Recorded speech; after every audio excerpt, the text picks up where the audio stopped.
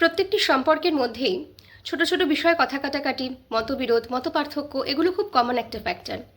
কিন্তু কোথাও গিয়ে এই ছোট ছোট কথা কাটাকাটিগুলো কিছু মানুষের ক্ষেত্রে সেটা ম্যারাইটাল রেপ, ডোমেস্টিক ভায়োলেন্সের দিকেও কিন্তু টার্ন করতে থাকে।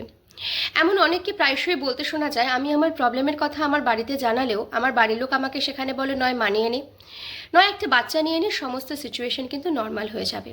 কিন্তু আলটিমেটলি দেখতে পাওয়া যায় বেশিরভাগ ক্ষেত্রেই কিন্তু এই সিচুয়েশনটা কোনোভাবেই নর্মাল হয় না। সেক্ষেত্রে যে মানুষটা দিনের পর দিন মানিয়ে নিচ্ছে তাকে কিন্তু ডেইলি বেসিসে সাফার করে যেতেই হচ্ছে, বরং সাফারিংটা আরও বেশি পরিমাণে বাড়ছে। তাই কোথাও গিয়ে একটা রিলেশনশিপে আপনি কতটা মানিয়ে নিচ্ছেন এবং কতটা মানিয়ে নেওয়া একটা রিলেশনশিপের ক্ষেত্রে প্রয়োজনীয়তা রয়েছে, সেই বিষয়টা কিন্তু সবার আগে আমাদের বোঝাটা খুব দরকার। প্রত্যেকটা রিলেশনশিপের মধ্যে যেমন একটা স্বাভাবিকত্ব রয়েছে, ঠিক তেমনই অস্বাভাবিকতাগুলো কোথায় সেই জায়গাগুলোও কিন্তু আইডেন্টিফাই করাটা দরকার।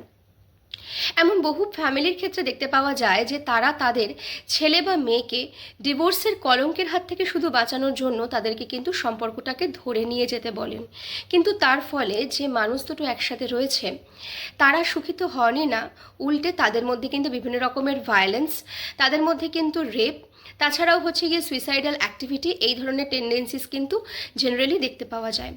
অনেক ক্ষেত্রে যারা ধরুন সেপারেটেড হয়ে যায় সেক্ষেত্রেও তাদেরকে নানান রকমের সোশ্যাল স্টিগমাটাইজেশনের কিন্তু শিকার হতে হয়। তাই কোথাও গিয়ে নিজের সন্তানের কথাগুলো আমাদের কোথাও গিয়ে শোনাটা ভীষণভাবে ইম্পর্ট্যান্ট, এই কারণেই কারণ সোসাইটি কিভাবে আমাকে ডিল করবে তার আগেও ফ্যামিলিকে প্রত্যেকটা মানুষ মনে করে আমার একটা কমফর্ট জোন। তাই ফ্যামিলি যদি তার কাছে একটা বড় থ্রেট হয়ে যায় তাহলে তার ক্ষেত্রে সিচুয়েশনটা থেকে বেরিয়ে আসার থেকেও বেশি এসকেপ করে যাওয়ার টেন্ডেন্সি কিন্তু বেড়ে যায়, এবং এসকেপিং টেন্ডেন্সি হিসাবে কিন্তু মানুষ সেই সময় বেশিরভাগ ক্ষেত্রে সুইসাইডের রাস্তাটাকেই কিন্তু বেশি প্রেফার করে থাকেন। তাই কোথাও গিয়ে নিজের কাছের মানুষের কষ্টগুলোকে শোনার চেষ্টা করুন, বোঝার চেষ্টা করুন। কিছু জায়গায় কিছু সম্পর্কতে মানিয়ে নিলেই শুধু সেই সম্পর্কটা ঠিক হয়ে যেতে পারে না, বা ঠিক হয়ে যায়ও না, সেটা হয়তো তার ক্ষেত্রে একটা মৃত্যুর পথও তৈরি করে দিতে পারে। তাই কোথাও গিয়ে নিজের কাছের মানুষদের কথা একটু হলেও শোনার চেষ্টা করুন এবং তাদেরকে একটু হলেও বোঝার চেষ্টা করুন।